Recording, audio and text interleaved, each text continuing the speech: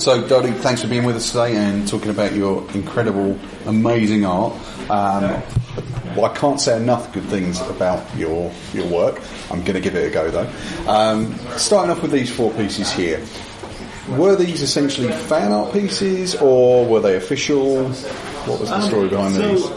The idea initially was, been lucky enough to draw a lot of things from Marvel and DC and various other studios, but I wanted to get back and do things based on comic books. And I also wanted to do a comic book cover as well. So I thought the only way to do that is actually start producing some. So I pitched the idea to Grey Matter Art. Let's go back and revisit the source material and let's do some reimaginations of comic book covers. So the first piece over there is like Sinister 6, so it's the first Sinister 6 issue that came out. Hence, like, you've got Stan Lee and the attributes to the writers there. So it pretty much is like taking those stories and encapsulating it into one poster. So within the Spider Sense, you see the full Sinister 6 within there. So I just want to take that and make it very, I guess, like a pulp novel sort of thing. So it's got that very distinct style to it. And then the follow-on from that was the Green Goblin, which is like the first issue of Green Goblin, which is issue 14, if I remember correctly.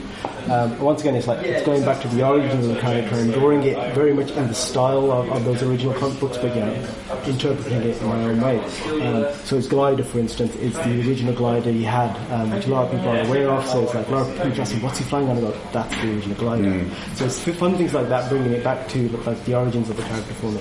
I love how actually in the details you're capturing that sense of the Silver Age in the way the smoke is done, and in the way the spider sense is done. You're capturing all that original stuff, but giving it this very kind of modernist spin. It's a great kind of blending of styles. Yeah, I mean, I want to be true to the origins of it, but then I don't want to just copy it. So my interpretation of it, but I really want to pay homage to that original art at the same time.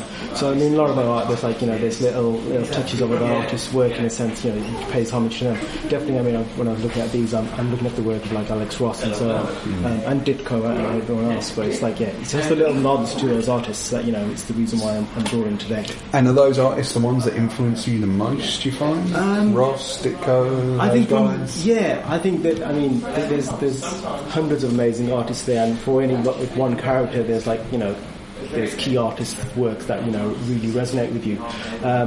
But some of those, especially with this, because I wanted to have that comic book feel, but I wanted it to seem quite real and still quite solid. So I think Alex Ross was a great influence from that point of view, because it's comic book art, but it has this realistic feel to it. So definitely I was looking at his work for these pieces.